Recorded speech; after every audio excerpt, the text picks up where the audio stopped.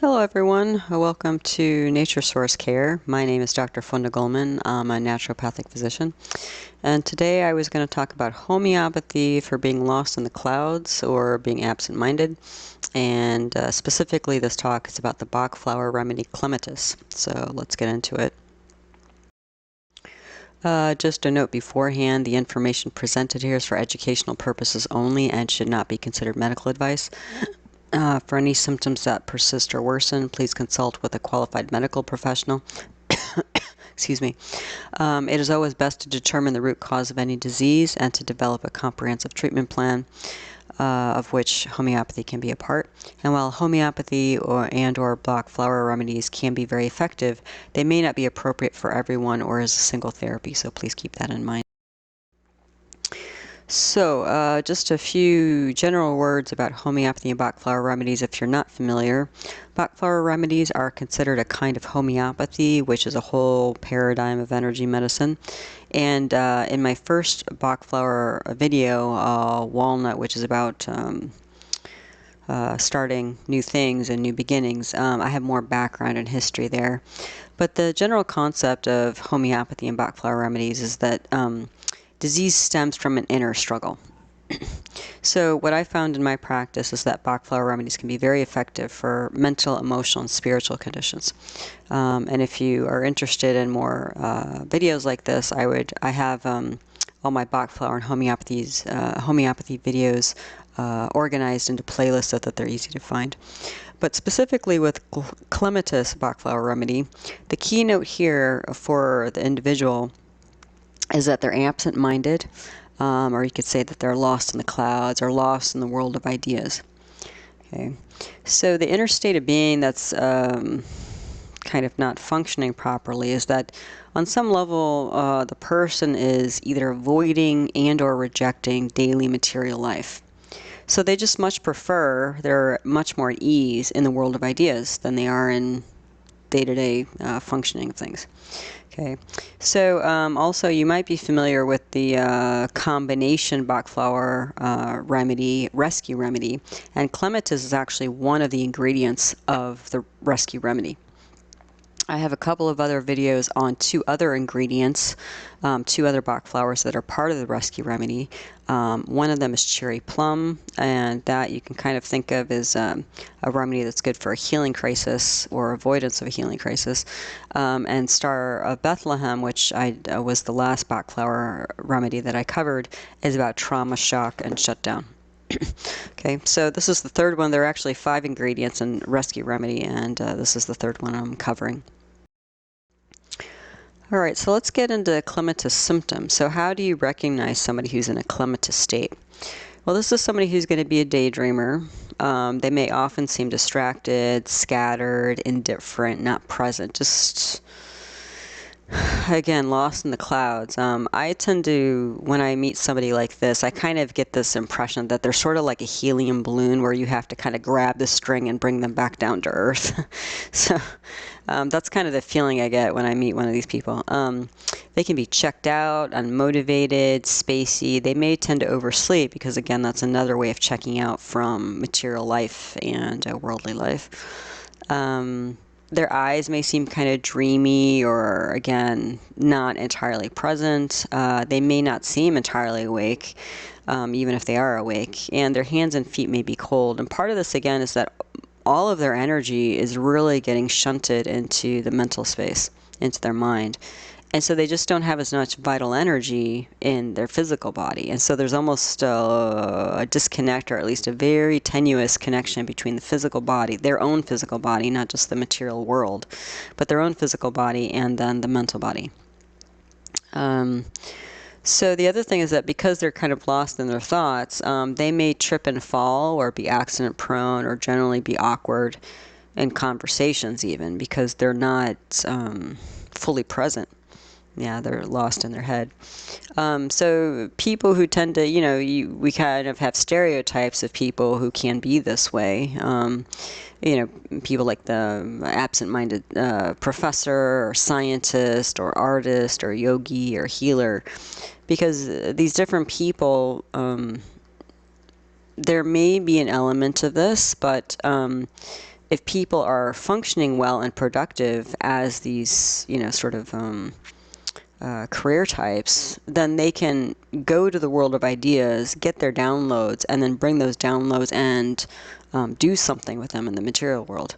But people in the Clematis state, they just stay up in the clouds. They stay kind of rolling around with all these ideas, and they don't tend to do much with the ideas that come to them. People who are in a Clematis state may not feel like they're really at home in the real world. They may feel like an outsider or alien or something like that. And they also tend to get lost in future thoughts or kind of a projection of the future rather than, again, dealing with the day-to-day present things that need to be done. Or even if they are very motivated, even if they're really interested in some sort of idealistic future, the way to get to that future is to do things today, and to create a plan and move forward, in practical ways towards that future, but they don't get to that stage. They can have sensory issues, and again, part of this is, again, that they might, because all of their energy is in their mind, and they're considering these different ideas, and they're in their head and their imagination, they may just sort of just even energetically lose a bit of, their physical sensation, tactile sensation, hearing, eyesight, and that sort of thing. Because, again, all of this energy is going internally, and they're not connecting with the outside world. This might be partially psychosomatic, because, again, the reason why Clematis potentially is in a rescue remedy is that when the physical world, material world, is just too painful or too much, and there are other remedies that could possibly be, sound similar, at least on the surface, then it's just almost like a defense mechanism or survival mechanism for somebody to go into their head and live in the world of ideas that are less painful, right? Because some ideas can hurt. But again, that if they're ideas that are very negatively emotional, it can create this physiological storm within the body. So even if nothing traumatic is happening outside of us, like this is like people who catastrophize and that sort of thing. When they have negative thoughts, they can, their physiology just gets overrun, and they're almost like living the idea, even though the idea isn't actually manifest in the real world. These folks, though, what they tend to do is they tend to get hooked on ideas that are, very romantic and idealistic, and it's just this, in their mind, soft, fuzzy cloud. And that soft, fuzzy cloud in their head is much more preferable to the real world, day-to-day things that are going on. So, yeah, and the thing is, they might be idealistic or romantic, but again, they're not taking these ideas and downloading them into the real world, right? They're not like the scientist who gets some sort of inspired idea and then does the experiments and then develops them, and writes up a paper and publishes the paper. They don't get to those steps. They just stay in the world of ideas. Or like the artist might be like, oh, I could do this and I could do that, but they don't actually sit down and draw the drawing or paint the painting or, create the music. It just all stays in their head. So this might potentially be seen as like a creative block for people. This might be helpful for that kind of thing. And again, the vital energy is all in the mind, not in the body, so they don't seem anchored, they don't seem grounded. And if a real-world problem does come up, they may not come up with, their approach to it may be completely unrealistic. So, again, there's just this disconnect between the mundane world and their idealistic world. So it's important to distinguish also, excuse me, it's important to distinguish also because there are some people who, they tend to be idea people, and that's fine. And if it seems like a Clematis person is not focused, and this gets into, making sure that you have the right diagnosis for somebody. they can focus. It's just that they're not interested in most things. So they tend to be a specialist. So just as a more concrete example, I have quite a few children who come to my office who are labeled as ADD or ADHD or that sort of thing. And when I start questioning, the family and the kids, that sort of thing, I tend to ask them, is there anything that they can focus on? And I remember this one kid I worked with when I was in medical school, and he came in, and I was a secondary student on that, so I was mostly just listening as the interview and everything was going on between the primary student and the family. And they were going through all this, and we were sitting there for an hour and a half, and the whole hour and a half, this kid was showing me his book on insects. So I'm like, this kid isn't ADD. It's just he's just really interested in insects, and nothing else really is interesting to him. So if you, gave him a math class and you had him count insects and multiply insects and stuff like that, he would probably be engaged. If you gave him an English class where he read, all he had to do was read books about insects, he would be able to read them and understand them, comprehend them, and write about them, summarize them. So it's just that already for this kid, he already knew what he liked. And, the education system is really more for just general education, making sure, which is important, right? You want to be able to have a certain level of writing skills and mathematics skills and that sort of thing to, be productive and survive in the world. But already this kid was a specialist. And so it was kind of like, the thing is, he didn't actually have ADD. It's not that his mind was unfocused and he couldn't focus and he was unable to focus. It's just that he knew what he wanted to focus on, and it wasn't whatever, what the adults around him wanted him to focus on. So it's important to really, especially with mental, emotional, spiritual things, they're so subtle and they're so nuanced. That's really important to determine what's really going on with somebody on a deep level, and then to match up the subtlety of these different Bach Flower remedies. So besides things like ADD, you would also want to make sure and differentially diagnose, somebody might be checked out because they have PTSD, some sort of post-traumatic stress type thing going on. They might have memory issues. Sometimes people start getting spacey, like if somebody's developing dementia. Initially, they might just seem a little checked out or a little foggy or something like that.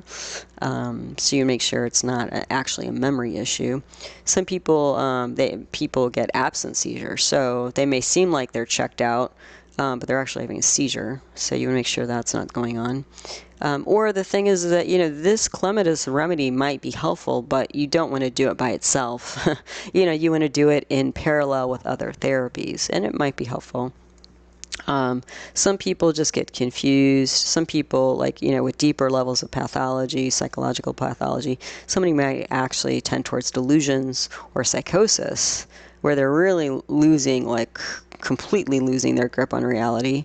So again, Clematis might be helpful in a whole program for that person, but Clematis by itself, I would not do. And it's interesting because Edward Bach himself, the founder of Bach Flower Remedies, he actually called the Clematis remedy kind of like a polite suicide in a way. So, meaning that somebody's just slowly checking out from life, rather than doing something violent and kind of committing suicide that way. They're just disengaging, they're dissatisfied with life, and they're slowly disengaging. So again, you want to rule out that that's actually what's going on with somebody. Although with all the training that I've been through, even when I was listening to experts who are experts on suicide, even they say experts on suicide have a very difficult time identifying people who are truly going to commit suicide. Because those people tend to just sort of go off and do it. They don't talk about it. They don't announce it. If they're really serious, that tends to happen. So again, it's very difficult, but you just want to make sure that you don't want to miss anything important, like these things that I'm mentioning here. Other things that can contribute to this sort of spaciness or whatever, inappropriate diet. can be a problem. If somebody's only eating, like I've had some patients, they kind of get into the alternative world, like kind of yoga world, and they get on board with some different practices, like they're meditating for hours a day, and then for breakfast they only eat like bone broth and blackberries and things like that. So they're not actually eating anything grounding. And all the chanting and all the sort of things that they're doing for hours a day, it can make them spacey, because these are all very, if we're considering Ayurveda, which is traditional Indian medicine, that's another thing that I do. There are three main energies in Ayurveda when we look at imbalances and pathologies. So there are people who have too much wind, people who have too much fire, and people who have too much earth. So people who have too much wind, they're going to tend towards insomnia, a scattered mind, and anxiety and overwhelm, feelings of isolation and loneliness. Besides having things like intermittent, pain that comes and goes, and dryness all over the body, hair, skin, nails, bones, osteoporosis, that sort of thing. So if somebody's skipping meals and is only eating cold food and only grabbing like a protein bar, doesn't actually sit down, and is constantly on the go, they're going to get very vata. They're going to get very windy. And so somebody who's very windy or vata can end up in this state as well. So again, that's a different paradigm in medicine and homeopathy, but that's the thing with potentially these folks, is that they're just not grounded. So if somebody's skipping, like I just talked to somebody the other day, she doesn't eat breakfast or lunch, she eats dinner, and then she eats a snack after dinner. And she's feeling overwhelmed, all this sort of thing. So we just talked about, restructuring her diet so she's actually eating, on schedule. So even if she took that snack after dinner and made it an afternoon snack, that would help her blood sugar, because blood sugar issues can cause this kind of checking out, brain fog type stuff, and get her more on track with just being more grounded and being more settled in her life and in her body. Yeah, and bring that cortisol response. So anyway, I'm integrating a bunch of different paradigms here, but anyway, I think you get the point, is that there are other important things that should be ruled out and considered if somebody seems like they're in the clematis state. And I definitely would not do clematis alone if there are more serious pathologies involved. But even things like electrolytes, I remember I worked inpatient in an inpatient psychiatric hospital for a while, and there was a patient who they thought was having a psychotic episode, but what happened, they found out, because I had to transport them to another medical facility that was a physical medicine facility, ER, and what they found out is that apparently when the person, whoever was helping this person take their medications, they weren't giving them enough water, and the person was oversleeping, and so basically the person was just dehydrated, and it threw off their electrolytes. But the person seemed like really just lost and confused, and he was, getting delusional and that sort of thing, and it was basically just their electrolytes were off because they were dehydrated. So even things like that, physiological things, can cause a lot of confusion, and spaciness, brain fog, or, mild forms of these sorts of things. So you have to consider all of it and make sure that it's all addressed properly. In any case, with clematis, getting back to that, so the risk of staying in a clematis state is that somebody's going to feel isolated and misunderstood, because again, they're just off in their own little world of ideas, and then there's going to be a low level of functioning. So they might be a brilliant scientist or artist or something like that, but they just can't, again, organize themselves or connect with, connect with the material world and organize themselves in the material world to download these all these brilliant ideas that they're getting, and become an artist. So they might be this fantastic artist, but, they're working in some menial labor job because that's all they can kind of handle. Yeah, so the potential outcome of taking a remedy like this is that the person will actually start engaging with the world and bring their ideas to fruition, and then they can, enhance the world with all this beauty and sensitivity that most of these types of folks are, interested in. and make the world, better for all of us, not just, in their mind, avoiding the rest of us. And again, there's going to be more coordination between the mind and the body. Their hobbies will become productive, and more likely they'll become social because, again, they're not just living in their head all the time. So that's Clematis. There are other remedies, though. Again, knowing the subtleties of the different remedies can be very helpful, and that's usually, I think, where the magic is. And when you get the right remedy with the right diagnosis, and they line up, then you can get some really, pretty significant improvement with people. As I mentioned, the other rescue remedy ingredients, there are 5 of them. I've done videos on 2. So there's cherry plum, which is all about resisting a healing crisis, and Star of Bethlehem was about trauma, shock, and shutdown. Another remedy that's sort of similar, that seems kind of similar to Clematis, is aspen, because aspen people are also overtly sensitive. But it shows up differently. So a Clematis person doesn't generally show anxiety or aggression. Like they don't even have that much energy, to put into an external expression of what they're experiencing. So, but aspen people are anxious about everything.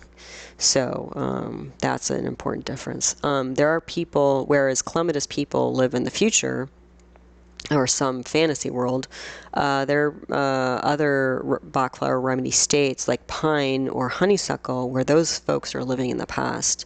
Pine people are living in the past because they feel the sense of guilt or regret. Honeysuckle people are in the past because they're really enshrining some past period of their life or some previous time. And they just idolize it, and they still live there, and they can't let go of it. There are a lot of remedies related to inactivity, which are, sort of different kinds of shutdown. So it's important to differentiate these to get the right remedy. So there are a few here. So there's sweet chestnut, and that's related to somebody who's stuck in spiritual ascension, the ascension process. You can also label this as dark night of the soul. So they're just sort of stuck in that kind of spiritual development. White chestnut people, they're stuck because they also live in their head, but it's because it's almost like more of an OCD type thing where they're thinking, but it's more of like an analysis type of activity going on in the brain, rather than somebody who's like in their imagination. This is somebody who's just processing. So, but because they're processing, they never get around to actually doing anything with whatever the output is. Larch people are inactive because they feel inferior, and so they don't really feel like they deserve to win or deserve to be productive. So it's more of like a self-esteem issue. Wild rose people, these are people who have tried in the past, but with them it's more of a learned helplessness. So they've tried this, they've tried that, they've tried this, they've tried that, and then they don't get results, and then they feel defeated, and at some point they just give up and they stop trying and they become apathetic. So, so again, the details of why somebody's not moving forward is important. Then I have a whole list of videos. I think these are all in one video on feeling overwhelmed. There's elm, hornbeam, oak, and olive. And elm is about identifying too much with their outer role, and somebody who gets wrapped up in that, and so they're not really listening to their inner signals of like when to slow down and rest and stay balanced. Hornbeam people, these are people who've gone through excessive mental effort, like maybe students who've gone through final exams, and they're just like, exhausted from that. Oak people are people who are just rigidly stuck to some idea of their duty or in the world. So even if the goal has changed or circumstances have changed, they have a hard time changing and shifting away from performing their duty. And then they end up getting, burnt out from that.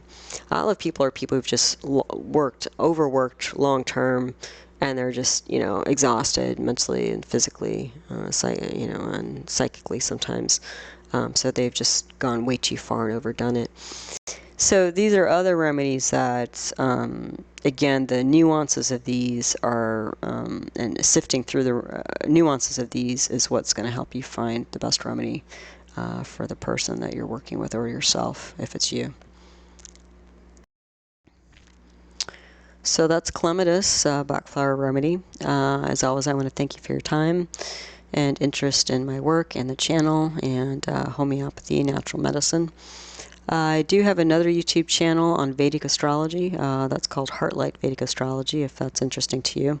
I also have an online photography gallery and gift shop. So, it's the holiday season is rolling in here. So if you're looking for unique creative gifts, there might be something there for you that might inspire you. Because again, most of the photos and things in my talks are photos that I've taken myself. So, yeah, I hope you found this interesting and helpful. And until the next one, take care.